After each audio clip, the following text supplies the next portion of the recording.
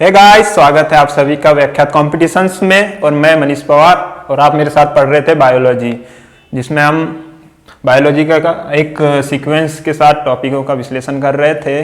तो दोस्तों, टॉपिक को चालू करने से पहले मैं आप सभी को कुछ ज़रूरी जानकारी बता दूंगा कि इंस्टाग्राम और एफबी और व्हाट्सएप ग्रुप आज के समय में इसी से किसी भी जानकारी को बहुत जल्दी हासिल किया जा सकता है या फिर नोटिफिकेशंस और भी आसानी से प्राप्त किए जा सकते हैं। तो मैं इसी से रिलेटेड कुछ सूचनाएं आपको देना चाहूँगा कि इंस्टाग्राम पे भी हमारा पेज बन चुका है व्याख्यात के कॉम्पिटिशन्स के नाम से, और फेसबुक पर तो पहले से ही है। अगर आपने इस पेज को लाइक और फॉलो नहीं किया है तो आप कर दे, और व्याख्यात कॉम्पिटिशन्स का ऐप भी डाउनलोड कर ले, ताकि आप वहाँ टीचर जो भी यहाँ पे आपको ऑनलाइन मेंटर्स मिलते हैं वो उन सब से आप डायरेक्ट कांटेक्ट कर सके और वहाँ के फ्री स्टडी मटेरियल का फायदा उठा सके। तो अगर नहीं किया है तो आप कर ले और वीडियो को पहले शेयर कर दे देखने से पहले। तो दोस्तों, कल हमने जो टॉपिक चालू किया था बायोलॉजी में, ब्रांचेस ऑफ बायोलॉजी, उसका कुछ अधूरा सेगमेंट रह गया था, तो आज हम उसको पूरा करेंगे और फिर कल से क्लासिफिकेशन ऑफ बायोलॉजी चालू करेंगे। तो दोस्तों, आपको मैंने बताया है जिस प्रकार की social media platform Instagram, Facebook और व्हाट्सएप के ग्रुप को ज्वाइन करना ना भूले। इन सब की जानकारी आपको वीडियो में जो डिस्क्रिप्शन होता है उसमें दे दी जाएगी। तो दोस्तों, अगर आपने वीडियो को शेयर कर दिया होगा तो शुरू करते हैं आज का टॉपिक। कल लगभग हमने इकोनॉमिक जूलॉजी टर्मोलॉजी पर खत्म किया था, तो आज उसके बाद है इकोनॉमी बॉटनी। अब मैंने जैसा आपको कल भी बताया था, जब लिखा हुआ था इकोनॉमिक जूलॉजी, इसमें मैंने आपको इसका अर्थ समझाया था। इकोनॉमिक मतलब आर्थिक, मतलब पैसों की बात, और जूलॉजी मतलब जंतु से संबंधित अध्ययन। तो उसी प्रकार से इकोनॉमिक बॉटनी है। तो इसमें भी एक प्रकार से इकोनॉमिक रूप से इम्पोर्टेंट जो भी ये बॉटनी में पेड़ पौधे आएंगे जिससे हमें आर्थिक लाभ हो, उस सब का जो अध्ययन किया जाता है, उसके लिए जो टर्म यूज की जाती है उसे इकोनॉमिक बॉटनी कहा जाता है। अब अगला टर्म है फ्लोरिकल्चर। फ्लोरिकल्चर, जिस प्रकार हमने एग्रीकल्चर को जाना था उसी प्रकार फ्लोरिकल्चर में जो ये शुरू के जो टर्म है, यानी इसका जो सामने फ्लोरी लिखा है, इससे हम अंदाजा लगा सकते हैं कि ये फ्लावर से संबंधित होगा। और कल्चर, कल हमने एग्रीकल्चर का देखा था कि कल्टीवेशन ऑफ क्रॉप्स, यानी जो एग्रीकल्चर पर्पज से इंपॉर्टेंट होती है उनका अध्ययन एग्रीकल्चर में कर रहे थे। उसी प्रकार से जो फ्लावर है उसके अध्ययन को फ्लोरिकल्चर कहा जाता है। अगला वर्ड आपको फॉरेस्ट्री दिख रहा है, इससे तो आप सीधे सीधे समझ ही रहे होंगे, फॉरेस्ट्री मतलब जंगल। तो ये तो आपको सीधे पता लग रहा है। इसे एक अलग टर्म से भी यूज किया जाता है, silviculture. Silviculture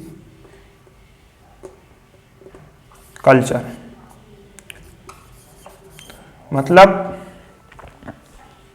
study of develop study and, यानी इसमें उस चीज का अध्ययन किया जाता है कि जो जंगल में विभिन्न प्रकार के पेड़ पौधों का जो डेवलपमेंट हो रहा है वो किस प्रकार का हो रहा है, उसे फॉरेस्ट्री या फिर सिल्वीकल्चर कहा जाता है। अगला है हॉर्टिकल्चर। हॉर्टिकल्चर आप सभी ने लगभग बहुत बार सुना होगा कि हॉर्टिकल्चर टर्म का कहाँ उपयोग किया जाता है। तो आप गेस कर सकते हैं या फिर लाइव चैट में बता भी सकते हैं कि हॉर्टिकल्चर का मीनिंग क्या होगा, क्योंकि ये अक्सर हमारे दैनिक जीवन से रिलेटेड है। हॉर्टिकल्चर बहुत बार आपने टर्म्स आपके नेबर या फिर गली मोहल्ले के पड़ोसियों से सुनी होंगी कि क्या कर रहे हैं, बस थोड़ा हॉर्टिकल्चर में अपना टाइम स्पेंड कर रहे हैं। मतलब अगर आपने अभी इमेजिन कर लिया होगा क्या है, तो मैं फिर भी बताता हूँ। हॉर्टिकल्चर मतलब गार्डनिंग करना, मतलब अच्छे अच्छे अपने जो जरा सा घर में आंगन होता है उसमें पेड़ पौधे लगाना और उसमें सजावटी जो पुष्प उगते हैं उससे जो अलग ही डेकोरेशन होता है, उसके लिए एक ब्रांच है, उसे कहते हैं हॉर्टिकल्चर। ये तो वैसे बेसिकली सभी को पता होता है, लेकिन फिर भी अब हम टर्मिनोलॉजी पढ़ ही रहे हैं तो जानना होगा। अगला लिखा है हर्पेंटोलॉजी। शायद आपको अभी वीडियो में ये देखने में आसानी नहीं हो रही होगी कि ये कौन सा वर्ड है। हर्पेंटोलॉजी लिखा है HERPENTOLOGY लॉजी। लॉजी मतलब स्टडी होता है। अब ये हर्पेंटोलॉजी में किस चीज की स्टडी की जा रही है, तो दोस्तों अब मैं आपको बताता हूँ कि आपने दीवार पर रेंगती हुई छिपकली को देखा होगा, तो उसके लिए हम हिंदी में उसे सरीसृप बोलते हैं, बोले तो रेप्टाइल, जो जमीन से ऐसे चिपक के चलती है। और आपने मेंढक को देखा होगा जो पानी और जल दोनों में रहती है। तो इन सब के लिए 2-3 टर्म है। एक पहला है सरीसृप, मतलब जो दीवार या फिर जमीन पर एकदम सट के चलते हैं एकदम, उसे जैसे छिपकली, सांप, स्नेक। और एक उभयचर, जो मैंने आपको मेंढक का उदाहरण बताया था कि ये जल और थल दोनों में रहता है। उभयचर में आएगा आपका मेंढक, अधिकतर सांप भी उभयचर में भी आते हैं। तो सरीसृप और उभयचर का जो अध्ययन किया जाता है वो हर्पेंटोलॉजी में किया जाता है। तो अब आप समझ गए होंगे कि हर्पेंटोलॉजी, ये टर्म अधिकतर इंपॉर्टेंट है, यानी बहुत बार पूछी जाती है कि हर्पेंटोलॉजी क्या है। और अगर हम इसे इतनी आसानी से जान लें कि भाई दीवार पर रेंगने वाली छिपकली हो या मेंढक हो, उनके अध्ययन को हर्पेंटोलॉजी कहते हैं, तो शायद आपको इसमें मजा आया होगा। अब है इक्थियोलॉजी। इसका, इस टर्म का किस लिए यूज किया गया है ये आप कमेंट बॉक्स में बताइएगा, क्योंकि ये एक नई टर्म है। अक्सर आपने कोई भी बायोलॉजी के जो मेंटर है उनसे नहीं सुनी होगी कि इक्थियोलॉजी क्या है। तो मैं इसका काम आप ही को सौंपता हूँ कि आप बताइए, गूगल से सर्च कीजिए या फिर कहीं पे भी अध्ययन कीजिए, बताइए कि इसका मीनिंग कमेंट बॉक्स में बताइएगा। और दोस्तों वीडियो को लाइक करते रहिए, शेयर करते रहिए, ताकि मैं भी मोटिवेट होता रहूँ कि वीडियो पे लाइक हो रहा है, शेयर हो रहा है, तो मैं भी एक आनंद के साथ आपको पढ़ाऊँ। तो दोस्तों अगला है लेपिडोथ्रियोलॉजी। अब ये भी आप पहले गेस करिए कि ये क्या हो सकता है। ये एक बहुत ही इंपॉर्टेंट टर्म है कि यानी लगभग हम बचपन में जिस चीज के पीछे भागा करते थे, जिसे हम पकड़ लेते थे और पाल, यानी सोचते थे कि आखिर इतना सुंदर जीव प्राणी, इतना सूक्ष्म लेकिन इतना आकर्षक कैसे है। अधिकतर अब तो देखने को कम ही मिलता है, क्योंकि अब आज के विज्ञान और टेक्नोलॉजी के ज़माने में बच्चों को मोबाइल और इन फालतू की चीज़ों से टाइम ही कहाँ मिल रहा है। नहीं तो पहले बचपन में तितलियों के पीछे भागना, उन्हें पकड़ना। तो अब सीधे से आप समझ गए होंगे कि ये टर्म मैंने काहे के लिए यूज़ की है। जैसे तितली या फिर बटरफ्लाई, उसे उसके अध्ययन को कि हम उसके उस तितली को हाथ लगाते तो तितली भले हमारे हाथ से भाग जाती है जो बटरफ्लाई होती है, लेकिन उसका रंग हमारे हाथों में लगा रहता है। ये साइंस के विभिन्न जो साइंटिस्ट है उन्होंने बताया इसमें खोज करके, तो ये इस ब्रांच के अंतर्गत किया जाता है। अब नीचे लिखा है लाइकेमोलॉजी। अब ये एक नया टर्म हो सकता है आप सभी के लिए। हालांकि आप सभी को ऐसा लग रहा होगा कि ये तो अनयूजफुल है, लेकिन मेरा मानना है कि इससे लगभग अगर बायोलॉजी से क्वेश्चन पूछा जा रहा है तो इससे 1 या 2 क्वेश्चन जरूर पूछा जाएगा। तो आप इसे हल्के में ना ले कि नहीं इससे तो क्वेश्चन ही नहीं आएगा, लेकिन इससे क्वेश्चन आने की पूरी गारंटी है। 2 क्वेश्चन तो पक्का है कि आएंगे। अगर आप एग्जाम में जब बैठकर सोचेंगे कि शायद इसे ध्यान से पढ़ लिया होता तो मेरे आज 2 क्वेश्चन बायोलॉजी के सरल क्वेश्चन आसानी से सॉल्व हो जाते, जबकि आप हार्ड का स्ट्रक्चर पढ़ने जाएंगे, ये सब पढ़ने जाएंगे, उससे तो बेहतर ही है कि 1 लाइनर में आप खत्म कर दे या फिर दीवार पे लगा कर रख दे। तो ये भी एक सिंपल सा, आपने कवक और शैवाल को तो देखा ही होगा। उन सब के एक जो सहजीवी रूप होता है, जब दोनों एक साथ जीवन यापन करते तो उनका जो जीवन यापन होता है उसे हम लाइकेन कहते हैं। तो ये जो उनके जीवन यापन के तरीके का अध्ययन किया जाता है, या फिर बोल दिया जाए तो जो लाइकेन की स्टडी होती है वो आती है लाइकेमोलॉजी में। ये तो क्लियर है कि लाइकेमो लिखा है, इससे तो क्लियर हो रहा है कि ये तो लाइकेन ही होगा। तो स्टडी ऑफ लाइकेन, ठीक है दोस्तों। अब ये अगला है लाइमेनोलॉजी। अब मैं आपको एक टर्म बताऊंगा, इकोलॉजी। आप सभी ने जानते होंगे इकोलॉजी क्या होती है। तो और एक एनवायरनमेंट, ये सब टर्म हम वैसे तो आगे जानेंगे, लेकिन अभी सुन लो कि ये जो फ्रेश वाटर होता है, हमारा स्वच्छ जल, उसके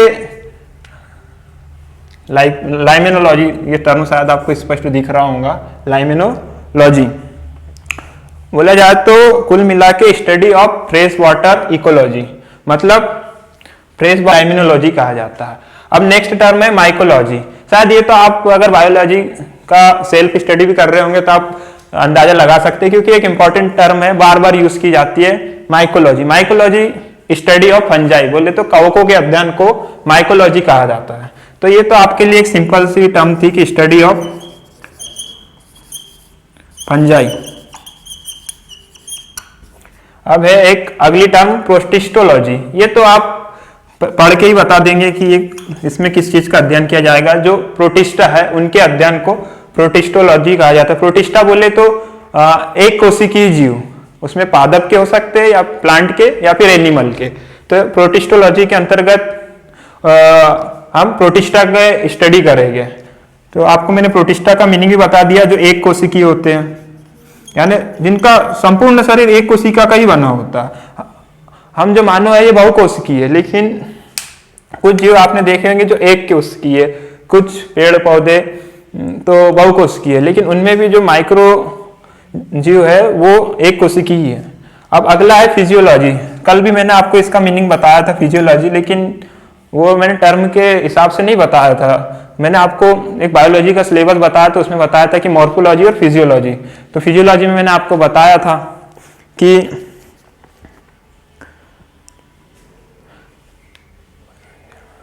हम मानव के अगर विस्तृत किसी एक तंत्र का अध्ययन करेंगे, जैसे श्वसन हो गया, पाचन हो गया, या फिर उसमें जो हार्मोन्स किस प्रकार से स्रावित होते हैं, उसके जो अध्ययन को करेंगे वो फिजियोलॉजी के अंतर्गत करेंगे। मानव मतलब कि मानव कार्य की या पादप कार्य की, मतलब कैसे काम करता है, उसके अध्ययन को फिजियोलॉजी कहा जाता है। अब ये अगला है सौरोलॉजी। ये एक सिंपल सा है। सौरोलॉजी में स्टडी, लॉजी मतलब स्टडी हो गया। लिजार्ड का जो स्टडी किया जाता है वो सौरोलॉजी के अंतर्गत आता है। तो दोस्तों आपने आज जाने कुछ इंपॉर्टेंट ब्रांचेस, माने तो ये टर्मिनोलॉजी की तरह था।